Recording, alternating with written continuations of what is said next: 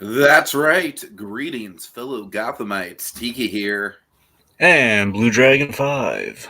and welcome to our coverage of the penultimate episode of HBO's Penguin miniseries. We're talking Top Hat. Oh, yeah. Oh, my God. Twisted backstory time, Dragon. Jesus Christ. I'll let you go first, Dragon. What do you think of this one? I thought this was a fantastic penultimate episode. The show hasn't lost, I've said this before, the show hasn't lost a step at all. And we usually deal with this sort of thing where, it's a good show, it's a good season, but then we have an episode or two that maybe stalls the narrative. This show hasn't had that at all. Now, mind you, there's still one left, but usually the penultimate is. Even in the best of our shows, the penultimate usually is the standout, and it's like, oh boy, the real question is, can they land it? And my God, this episode had some great payoffs, some revelations, some we're building momentum, and it's the question of how the heck is it all going to end? We know, we have a good feeling the Penguin's going to end up on top for sure. But still, I mean, it's like how are the dominoes going to fall? Yeah, definitely. All right. Well, thank you all for joining us. We got Little Blue, Kogias, and Colby in the comments. Little Blue, I've definitely been on for one of these in the past. I think I was on for the Sophia episode Mm-hmm. 4. Yep. Which is kind of interesting that I'm on for this one as well, because I feel like these are kind of two sides of the same coin as far as giving our characters backstories. Colby says, "Oh, thank God, I need a break and something else to watch other than the news." Happy to provide that for you, buddy. Happy to provide that. All right. Kogias saying, "I was desperately hoping that Sal would survive." I mean, look, we all love Clancy Brown, but we're going to get into that death scene later, and I have things to say about that death scene, and they're all positive. So, okay, Dragon, let's strike while the iron's hot here, man. That backstory, though, God. Right. We opened very here. I love that right from the opening we had like the namesake of the episode. My God, was it memorable? So a lot of people are wondering, "Ooh, Top Hat, is he going to wear the hat, or are we going to do something thematic with the hat?" right, yeah. We went a different direction with it. And wow, was it Basically, impressive? what we have here is Tony Soprano by way of Norman Bates, and I love it. Now, what's even better about this is, from the get go, it was like teased up, like, oh boy, it gets darker than episode one. It's like, how does it get darker than episode one? And yeah, we're here. Well, I mean, honestly, I still think episode 4 might be the dark. Like, this is dark. Don't get me wrong, but Well, that's episode what I'm 4 just saying. really. The fact of like how you step up from one, and we've Sure, continually done. sure. You think about it, even just going past 4 to 5. Episode 5 is when we set the Maronis on fire. It's like we keep up in the ante with the darkness. This is true. This is true. You know. So, you know what, Kogias? I kind of feel like I feel like what this show does good with backstory is that I feel like they really do a good job of implementing it into the fabric of the episode. Like we never just get a backstory episode and that's it. And I feel like that's kind of become like part of the problem of some Netflix shows, Marvel shows, stuff like that, where we do have these backstory episodes, but they kind of just like slow the pace to a crawl. And it's like, okay, I guess we're We, just we gonna we've here. had backstory at 3 specific points in this show, and all of them made sense.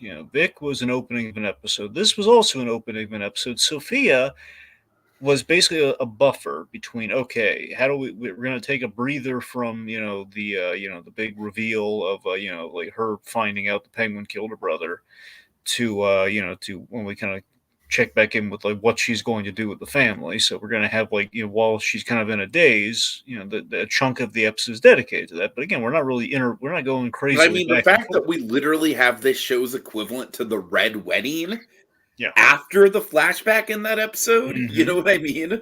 Yeah. Like, that's what I'm saying, though. It's Like the like, flashbacks are all about, they're not yeah, just done willy nilly, like, okay, we want to know things about these characters. It's like, it's providing us context that does genuinely tie into the motives of these characters and where they're going. indeed, indeed. All right, so yeah, I mean, let's just talk about like how perfect of a casting. I don't unfortunately, Drake, do you have the name of the actor? I don't have the name of the kid, unfortunately. But he is just spot on, man. Like seriously, give this kid a guest star Emmy. I'm dead serious when I say that. Like he is like a perfect level of, like he's just innocent enough, but at the same time, the shit he pulls, and I love how there's just enough ambiguity, Dragon. I love how there's just enough ambiguity where it's like, I, I don't know. You want to get into it, like the actual deed itself. Yeah, so well, I guess to kind of talk about here. So we flash back. This episode opens on flashback to what we initially think is Oz and his mother, but it's actually Oz, his mother, and his brother. So we've teed up in the episodes leading us. We've set up that his brother. So interestingly, I think one of the best parts about this whole flashback opening is we've recontextualized all the stuff that Oz has told us or kind of like intimated to us about his past, and we see the actual honest to God truth here as to what really happened. Like Oz said, the city got him, which is not inaccurate, but very different. So the city got him, and like you don't talk about them. He's very he's very hush hush about what happened to his brothers and everything. So we see the bond and the desire for mom's love being very transactional, And and again, it is so Norman Bates coded. yep. So he's insanely essentially he's jealous of his brothers, not to the point where he's at least it's up to interpretation. I don't believe he's planning anything malicious. I think the way as we see Oz operate in the present day, I think there's a lot of opportunism with the Penguin, where things kind of fall into his lap and he kind of improvises as it happens. And we've seen that in one of my favorite episodes, one of my favorite moments from the series. In episode 2, we have the Bobby Darin sequence. They called me irresponsible. Sure, sure. The convoy scene, in which we see him improvise, where he has to pick a side when he didn't want to, and he's just kind of thrown in the middle of it. So he's jealous of his brothers. We have the less than rosy version of his childhood, where he looks up to Rex Calabrese, but the way we see Rex Calabrese is he's not like the monolithic like Vito Corleone kind of character we envisioned in our head. He's just very much kind of like a dime store gangster who has a nice car. He kind of gave me like Rip from West Side Story energy. I mean, I guess that's but you know what I mean, though. He's very much. I love that Oz is in hindsight. I'm Oz sorry, is Rip, not Rip. I'm sorry. I don't know. well, yeah. So I love that Oz's sights, and we set this up even way back in episode 1, where Alberto was making fun of him. His sights were very achievable, very, very. He just wanted Oz just wanted to be the guy. He's wanted the respect more than anything else. He wanted the respect that this guy got, and seeing this guy very much, he's not like a big boss, but I don't even know if he's an underboss, but he's just kind of like a guy in the neighborhood that kind of helps out, but he doesn't really seem to be like he's no Carmine, Falcone, he's not a. That's the thing, but he doesn't give off like Vito Corleone energy, right? He doesn't give off like Godfather. We're imagining Godfather Part 2 in terms of the Dragon, like I myth, said, the vibe he gives off for me is that he's going to start a fucking tap dancing gangster battle in the middle of Gotham. which is apt for what the Penguin likes. Right. See by the end of this flashback, by the way, he's like tap dancing Dragon, gangsters. basically what I'm getting at is the actor who plays him gives me theater kid energy. All right, that's basically what Okay. I'm getting at. All right. Look, but all seriousness, though, isn't that kind of a nice misdirect where you're thinking, like, he's going to be like, he's like Vito in the flashbacks in Godfather Part 2? Oh, God. But but he's not. He just seems really like, he's essentially the way I read it on the rewatch, especially, is that Frances like cooks the books for this guy, and like she runs the numbers, and he gives her a little something on the side. That's kind of the way I read it. Yeah, that's pretty much how I run it. Yeah. But yeah, he doesn't seem to be as mythic as Oz has described in the past. Like, I don't believe. Do you believe? Look at this guy and believe people are going to be throwing like parades for him, or like tip of the hats to him all the time in the neighborhood. Well, I mean, I feel like the whole thing about the context of Oz's character in this episode and is he kind of builds up his own mythology and his own narrative, and I feel like honestly, Dragon, like through this act that we're about to get into with the brothers, like Oz has basically been building like a web of lies around his entire life. You Oh know yeah. what I mean? No, absolutely. It's a fully constructed fabrication. So, Tiki. He so has because of that, fabricated the. I definitely think that it was fabrications with this guy. He has fabricated the the symbolic top hat. Right, right. But that's the thing. So he's what's interesting on the rewatch is that his brother, so Jack's the eldest. So Jack, he got again the mother. He was seemingly Jack was the mother's favorite, where Oz was like the runt of the litter because he had the leg deformity. Which apparently, Uh, again, I was thinking this whole time I thought the leg thing was maybe it was like an injury he got like running around with his brothers, growing up. it's pretty much like the Forrest Gump thing. That's what I read it What? as. Well, it was a little ambiguous though. It wasn't Yeah, spelled out. I mean, it was assumed like maybe it's that, but also maybe part of me always thought it was like it was maybe a leg break that never healed right. That's kind of the way I read it. right, right. But again, like mother didn't have enough money for the hospital and everything. So I don't know. That's what it was what my theory was potentially. But either way, um, the fact that Jack is the eldest, very much, like he's tasked with all the responsible stuff. I am And the eldest boy. yes, Tiki, he's the eldest boy.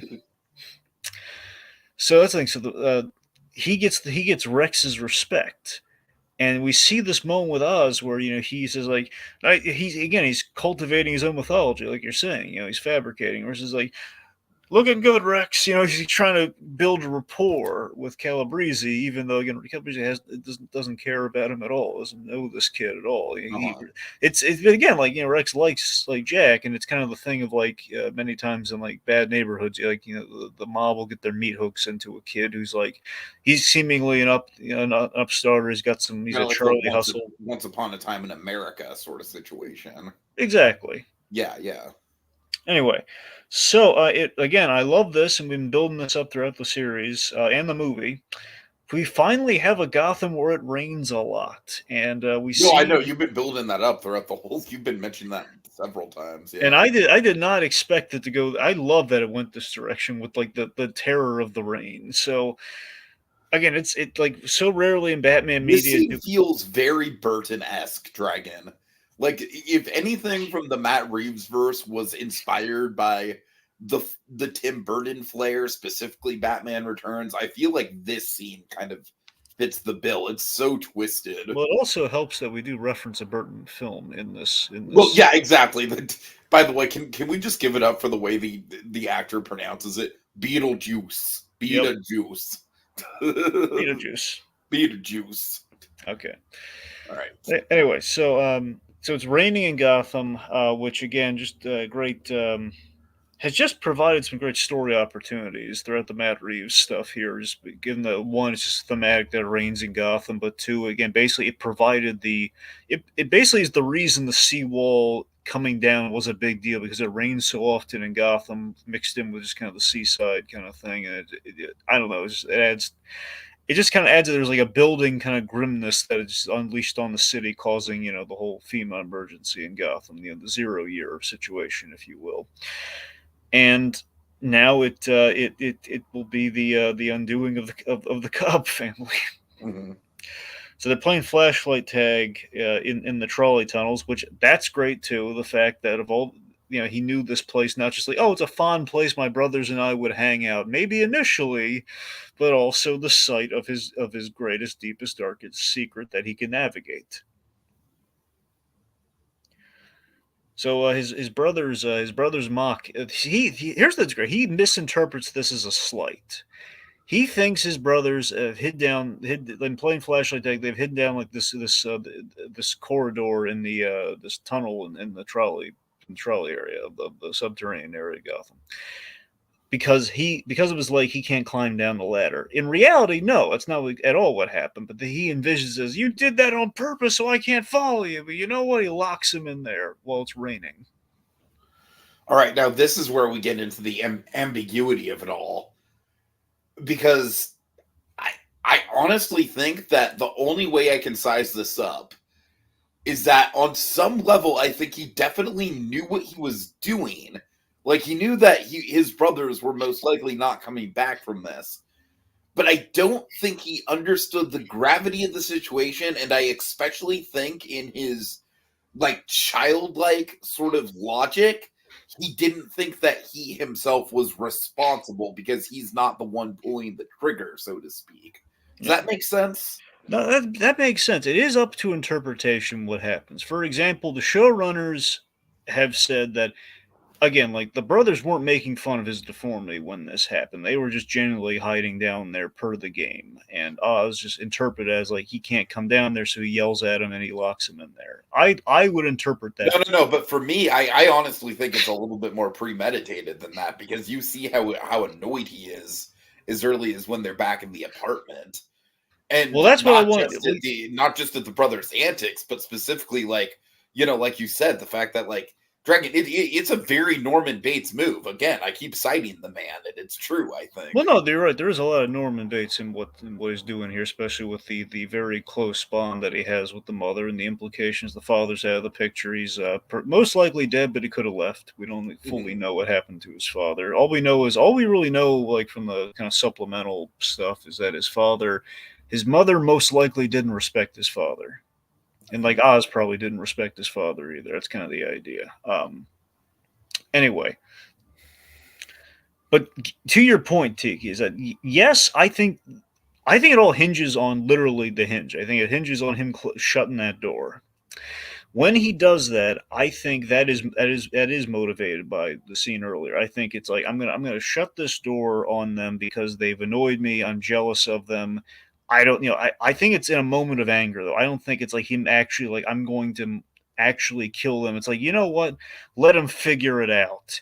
And he goes off, Right, and right. I really think it's like a moment of like he's not thinking it through. It's like a moment. It's an impulse thing where it's like Okay, let me ask you this then. When we're watching the titular top hat, which by the way, like just great editing there, chilling editing.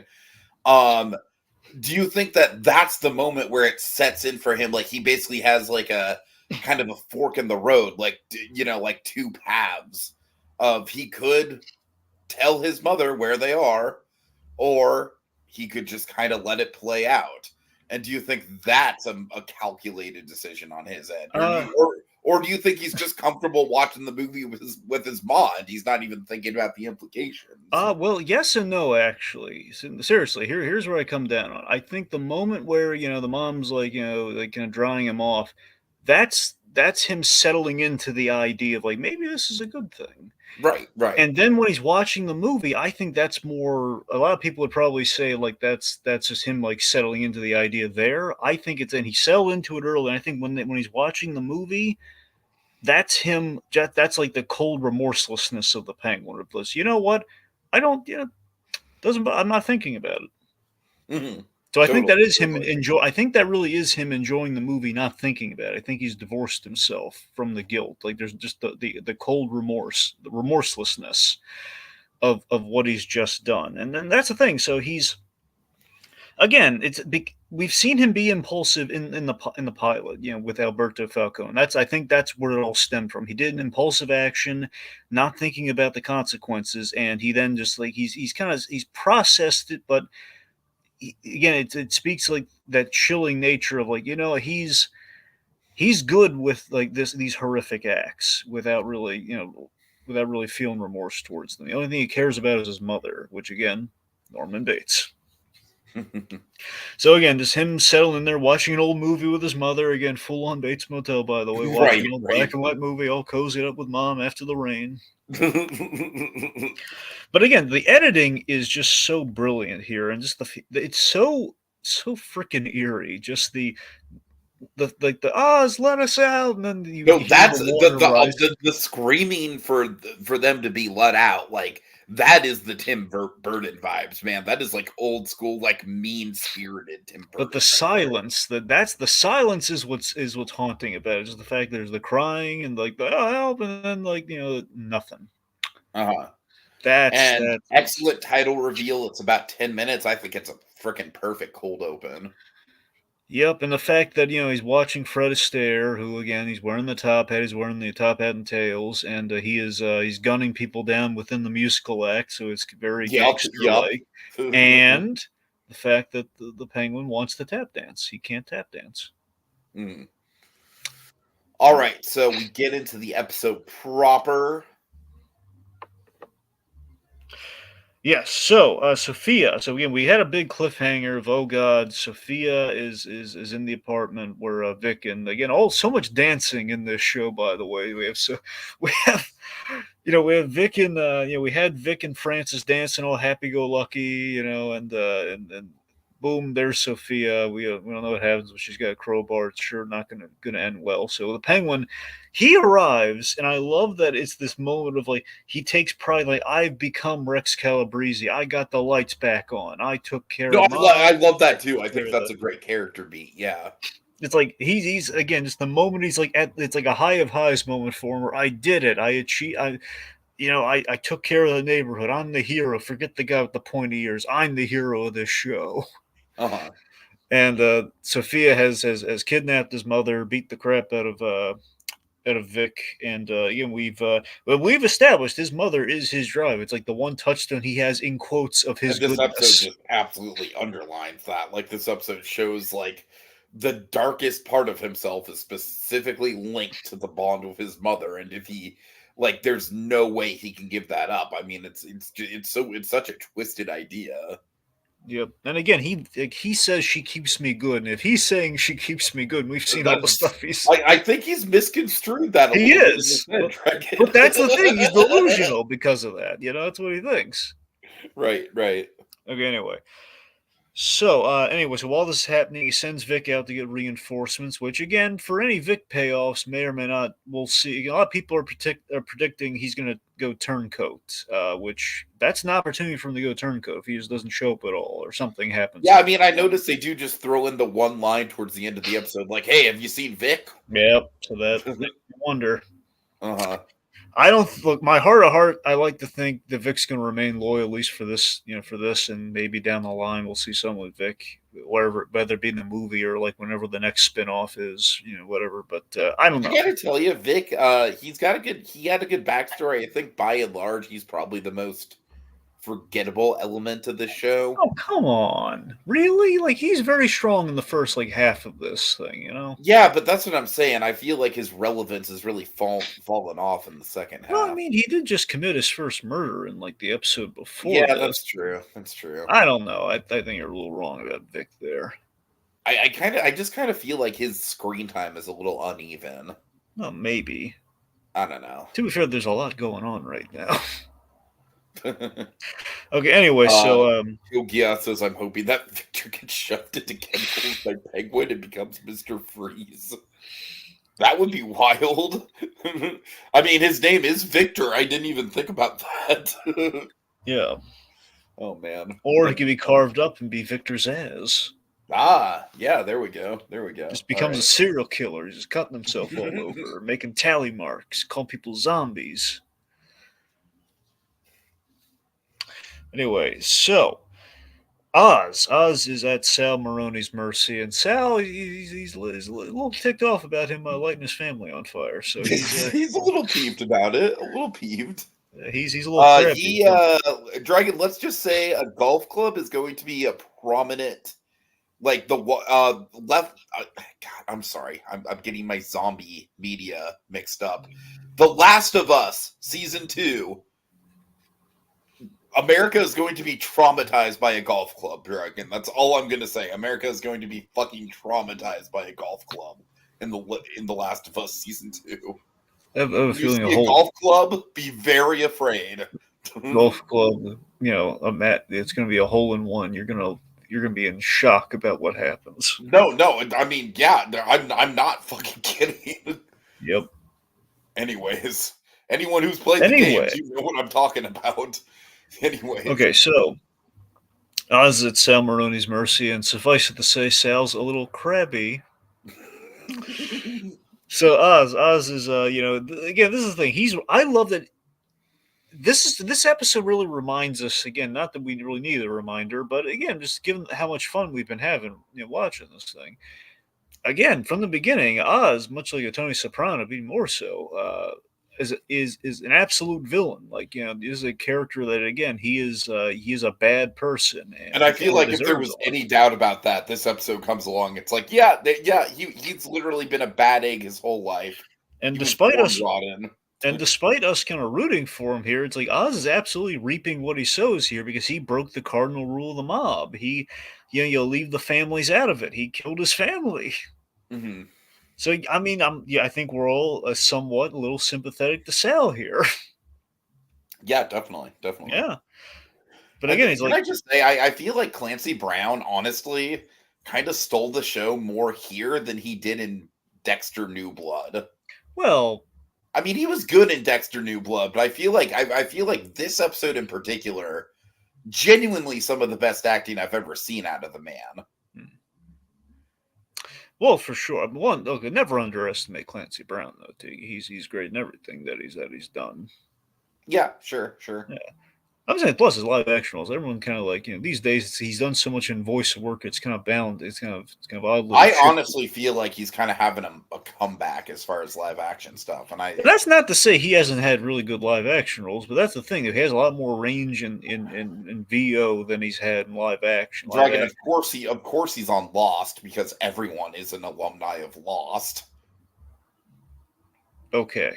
All right. Anyways, But yeah, so his turn on Sal Maroni is great. And just the fact they added all this great depth and just kind of like intrigue as to in terms of how we've like brought a memorable Sal Maroni to life here. The fact that he's married into a different kind of sect of criminality with the Persian mob.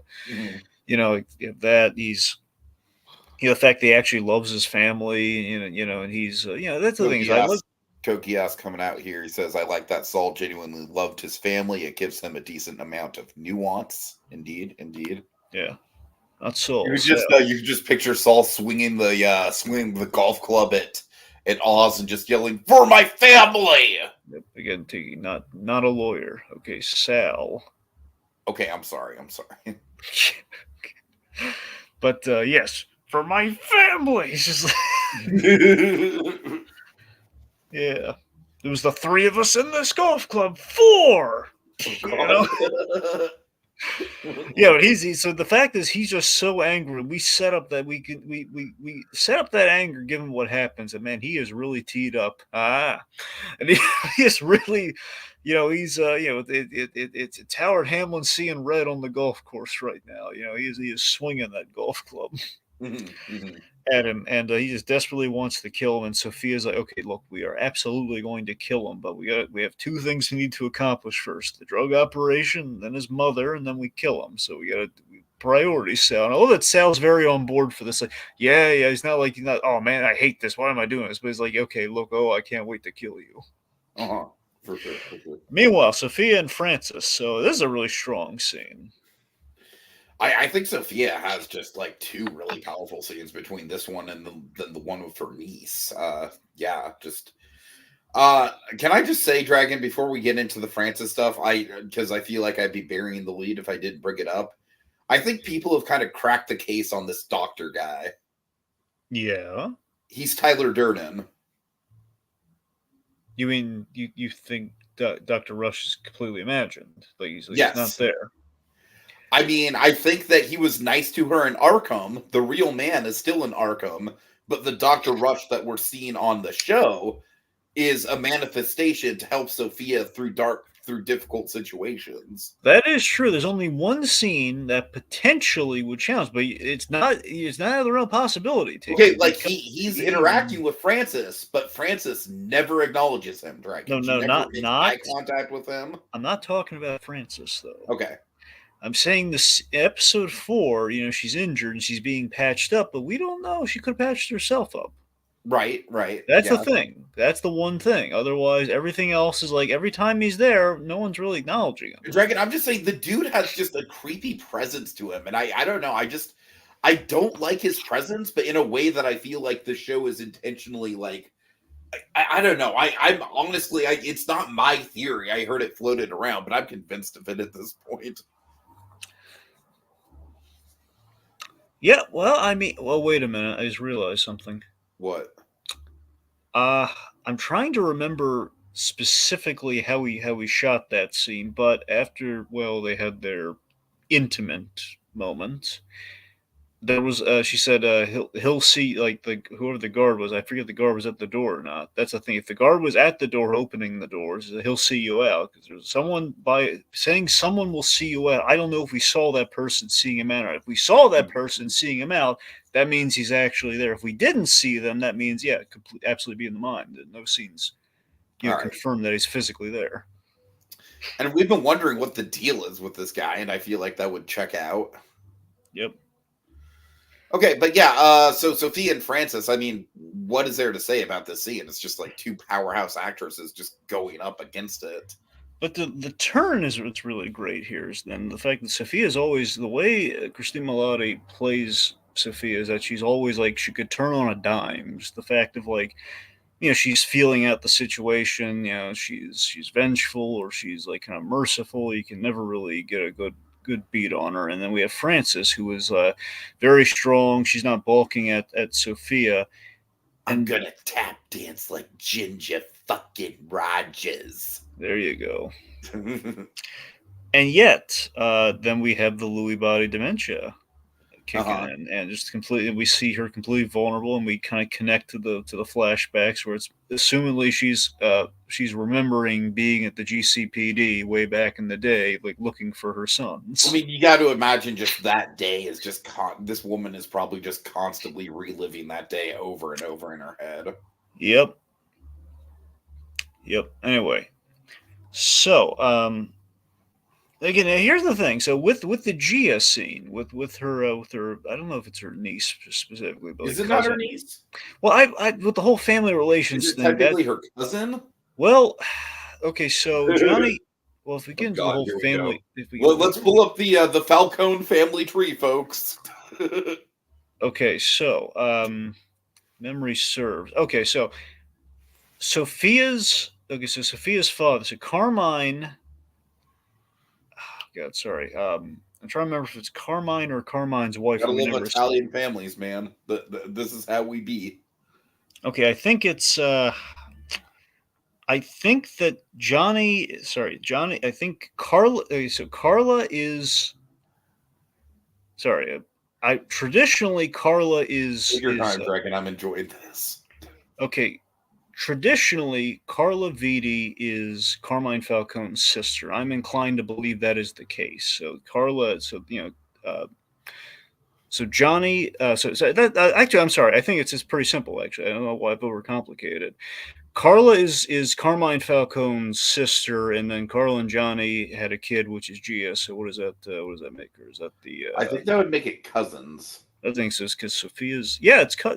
I think it's cousins. I don't think it's niece. I think it's. Yeah. Right, cousin. I think you're right. Okay, there you go. We're gonna go with cousin. All right. And this has been the Falcone family tree. Yeah. Anyway, so Gia here. So it's like the one survivor of the red wedding of the red dinner. Right? How the red something. She's our little Arya Stark. There you go. I don't even know if Arya was at the red wedding. I just know she's the Stark that survived it. So this is a brilliant idea. So she visits Gia at the essentially the children's home, which basically she's been placed in like kind of like a temporary foster care thing. It looks like a kind of like a children's home now. Sophia, moment of guilt here, moment of conscience from Sophia, and that's the acting. The acting on Melody here, I think, is just top notch. Like, just she's doing so much non-verbally in this scene, just like, really realizing the impact of what she's done, but also what she needs to do and the person that she needs to shape this poor kid into. It's heavy stuff, man. Apparently, in the set build for this, they used Arkham. So the idea is like they wanted to make it feel as much like Arkham as possible to really weigh on Sophia. So when they're So the other thing, so Sophia sees like, oh my god, I've put this poor girl in an Arkham of. I basically did what my father did to me to this girl. I put her here, and she's cutting herself. Right. It's a whole thing. So unlike Oz, there is guilt over her actions, but she spins it. She doesn't really like balk at it. She spins it as it's a good thing.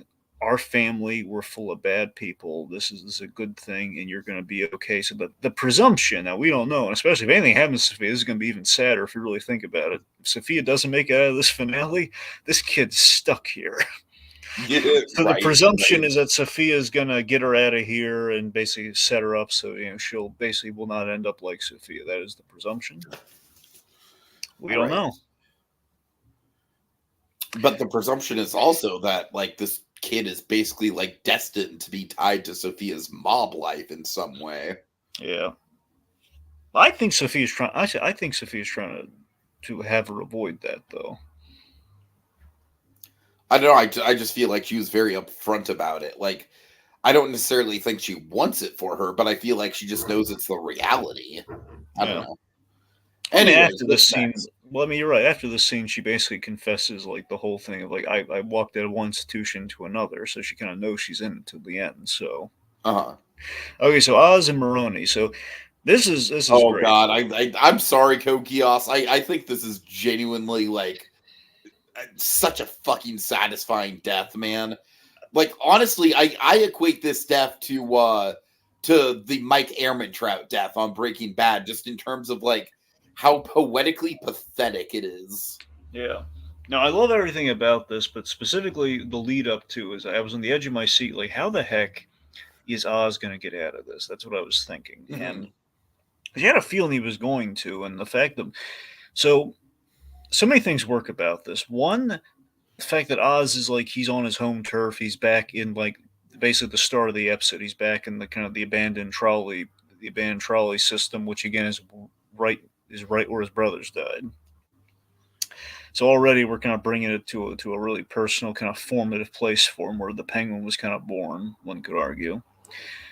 Um, Secondly, now here's what I want to. Here's some ambiguity for you, Tiki.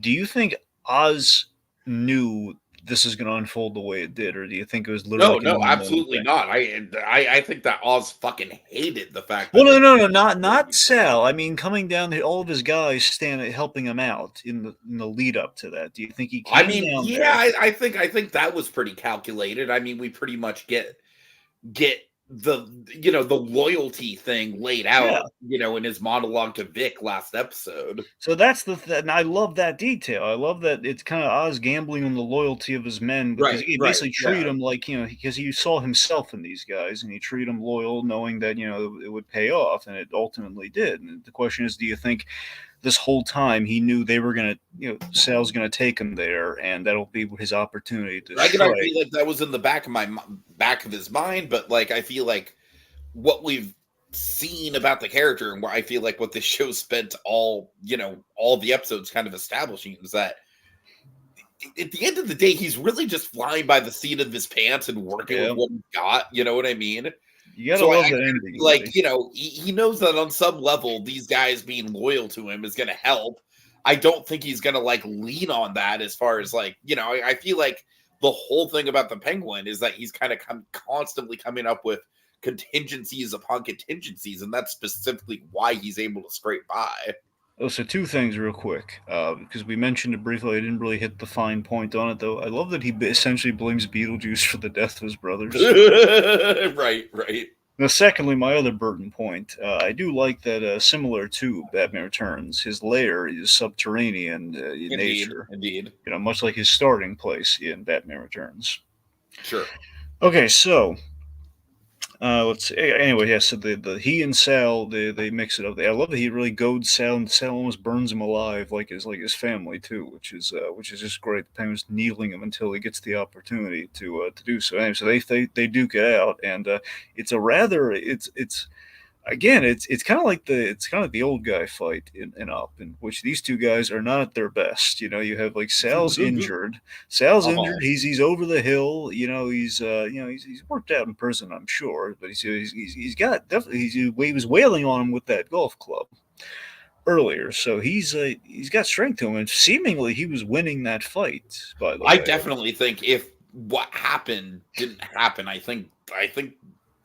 I don't know. I think Oz is coming out of it, if not dead, very much beaten.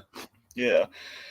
So anyway, so they're duking it out, and then they get the question, where's it going to turn? And then Sal, he's getting so into it, he's getting so upset and angry at Oz. It's too much for him. It's too much exertion, and he keels over. And then I honestly feel like this might be Colin Farrell's Emmy moment right here. It was a stunningly awesome, like I mean, perfect. just the sheer like poetic frustration of the moment. So basically, this is the whole Mike Ehrmantraut thing, where he just takes the victory away from Right, him. right, right. Exactly, exactly. It's just the fact that Oz did not beat him. Just Sal's own anger and hatred towards him was, again, in a sense, Sal's love for his family was his undoing. Yeah, no, yeah, absolutely. I definitely, especially because we saw earlier when he's beating the shit out of Oz with the golf club. What really provokes him is the mention of like your wife. Did you wear a nice hairspray? Yeah. So like, yeah, I definitely think that rage is kind of just it's been simmering throughout the whole episode. Yep. So just killing him off like that is great. And just as Oz's reaction of he can't accept natural causes is robbing him of his victory over, like, toppling. Think of it. Every time he's going up against a boss, he keeps losing in terms of, like, he was about to kill, think of it, he was about to kill Carmine in the Batman, but then the Riddler got him. Mm-hmm, mm-hmm. And now it's like he's about to kill Sal, and he's about to kind of earn it, and then Sal kills over a heart attack. And he's just like, and he's even quoting the line, the more R-rated version of the line, to Batman, "I got you, I effing got you." Right, yeah. To him, and it's just the fact he just shoots him. And here's the thing: it really reads like in the moment he just shoots him impulsively, but strategically, though, he does still do this. He throws the body out, but I think shooting it additionally helps his case of, yeah, I got him, guys, as he's rallying them, saying, y'all showed up for me. This is great. Look what we can accomplish. I took out. Oh yeah, I mean, you got to think that absolutely he does not want the word to get out that is actually how Saul died. Yeah. Yeah. Anyway, so he's rallying he's beginning to rally the troops for a rescue. Then Sophia has set a little trap for him. Mm-hmm. And I love the build up here. I love the fake out is almost like classic, like the kids sneak out and they put like a couple lumps under the blankets to make it look like he's asleep in bed, like that sort of setup. Yeah. But I love the drama. I love the, like, Oz is just like, you see on Colin Farrell's face, man. Like, he is just like, it's kind of like the moment that he's been dreading the whole episode, and he's kind of coming face to face with it. Yeah, but I love too, and here's what's great about this, dude, is the fact that that moment's hesitation also, cost him an escape too. Right. Like, if he just ripped it off, like, guys, run. Also, this shows you the self-centeredness of the Penguin. He's not saying like, everybody run. He just waddles to safety himself. But again, he waddles to the one place instinctively he knows is like his kind of refuge from this is kind of refuge from this explosion, which again is where his brothers died, which again that's the payoff I tip my top hat to. Totally, yeah. So I mean, seriously, all that's brilliant. Just again, Sophia playing mind games with him, and is like, yeah, you can probably escape. And again, she wants him to escape too. Mm-hmm. And I love how this is all building to that nightclub, man. Yep, going to Classic Monroe's season finale taking place in a location that we've built up the importance of the whole season. Great storytelling. Here's a question. Here's a prediction for you. Okay. What if Oz buys Monroe's and turns it into a new fancier iceberg lounge? I mean, honestly, Dragon, I'd be surprised if that didn't happen. Honestly, right? Because I mean, we do have like that's what we're building to. Yeah. I mean, worst case, we do have an existing iceberg lounge, so it's not like we won't have it either way. But he hasn't been able to go back to that because of all this mob war business. But yeah, he's I was surprised to see Detective Wise. You know what I think my bold prediction is going to be for the finale? What? I think we're going to have a time jump halfway through. Really? Or maybe not halfway, but I think the last bit of the episode is going, like, we're basically going to see Penguin, like, how Penguin, gets to the whole, like, end of season 1 of Gotham, like, I am the king of Gotham. Like, like, that's the Well, end yeah. point here, right? That is the end point.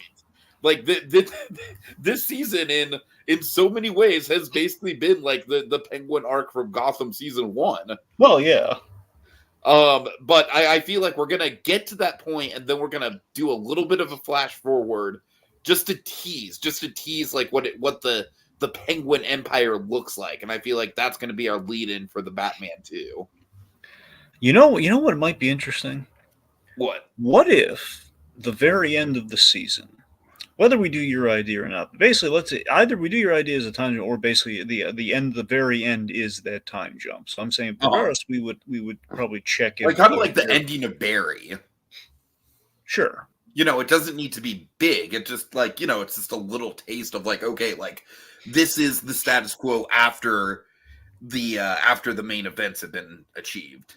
What if this happened? What if the big payoff is that at the very end of it, we kind of set the seeds that, Vic might be running a game on Oz, like to be the next guy to try and take over. Now, whether he's probably not going to be successful at, but I'm saying, you know what I mean? It's like the tease that he's plotting now. I mean, I feel like something's got to happen with Vic. I feel like, but I think that's your payoff. That's a way you can have Vic still loyal to him, but at the very end, we suggest that okay, he's learned too much from Oz. Right. Now, here's a real big question that people have been speculating, and it'll be. It's something we don't. I don't think we need, but by the same token, just for the infamous bad embargo, I kind of want to see what's going to happen because the big explosion that happens at the end. Yeah. I know what you're going to say. Should Batman make a brief appearance? You know what I think the happy medium is going to be? Shadow. I mean, the bat signal. Ah, the bat signal. There. Yeah. I think that's as far as we're going to go with Batman. I think we're going to maybe acknowledge his presence. Maybe Colin Farrell's like, we got to get out of here before the Batman shows up. Because that's totally what Colin Farrell sounds like in the show.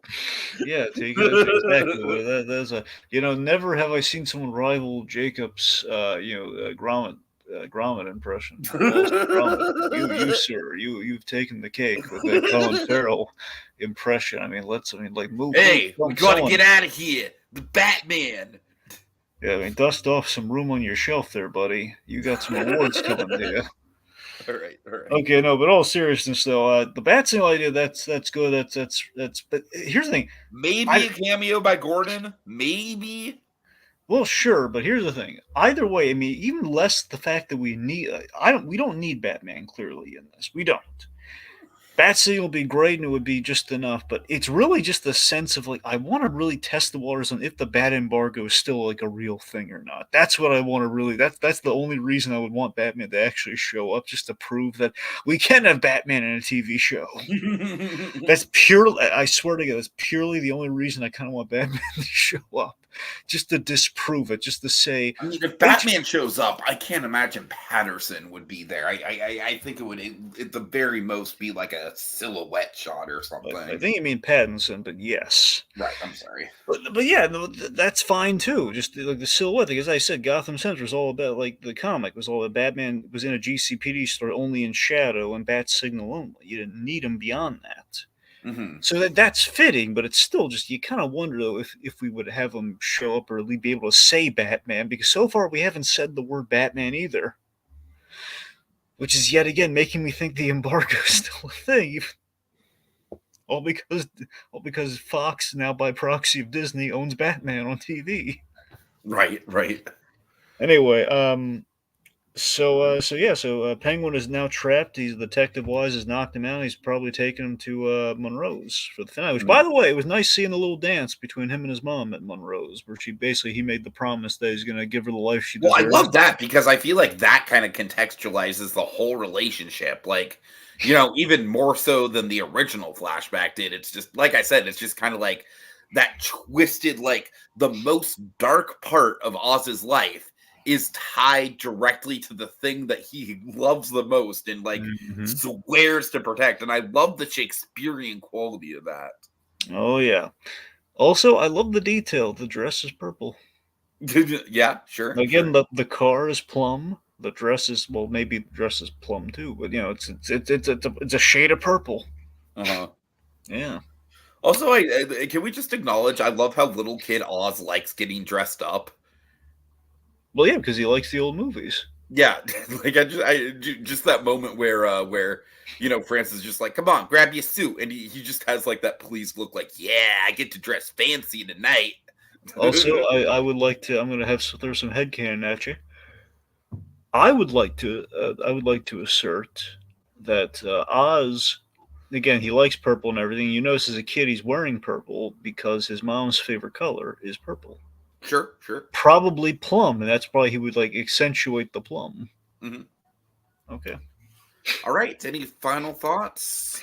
I mean, this again, tremendous. A tremendous penultimate episode, and as is all very excited for the finale. Just given how the rest of the season has gone compared to a lot of our, kind of our MCU fare across the street, I think we're in pretty good shape for a finale, no matter what they do. Honestly, at this point, I mean, I don't really. I think it's a pretty straight line. This is good. Something's going to I happen. think I it would think we're be going to be on. very hard for them to actually like actively drop the ball at this point. That's the Yeah. thing. I mean, so far everything's pretty much like tracking to. I mean, the story's the question of like who's gonna bite it. Really, that's the main question. But I think our story is like, okay, so something's gonna be a bad like Sophie's. There's gonna be a big Sophie's choice moment of some kind in this last episode. Right. You know.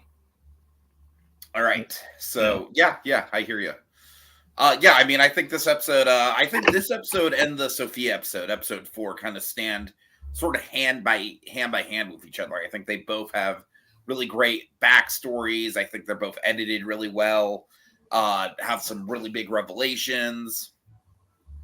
I don't know though. I honestly think Maroney's death kind of pushes this one over the top, because it's like we get all the great backstory stuff, and then we also get that, Yeah.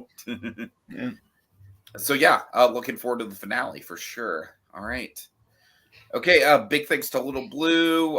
Colby, I hope we kept you company, God willing, with this election. Who knows? Don't want to go there. And thanks to Code Geass for throwing out some stuff. You guys all rock. And we will see you next week for the finale. Have a good one, folks. I got you, Sal!